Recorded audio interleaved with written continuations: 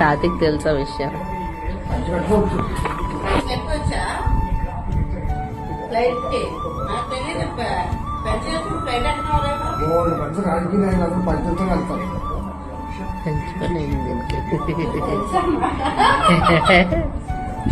మీకు తెలియదు అనుకుని ఏదో చేసేద్దాం అనుకుంది. హైదరాబాద్ ఫ్లైట్ వెళ్దామని చెప్పి సత్యనారాయణ మాస్టర్ నేను అప్రమాయ ఎప్పుడు వెళ్దాం అనుకో. మంగపల్లి ఏంటంటే మీరు ముగ్గురు వచ్చి తీసుకెళ్తాను నాతో పాటు వచ్చేయటాలు ఎవరు అందరికి ఇంకా ఒక్కరే ఏదో అడ్డుపడదా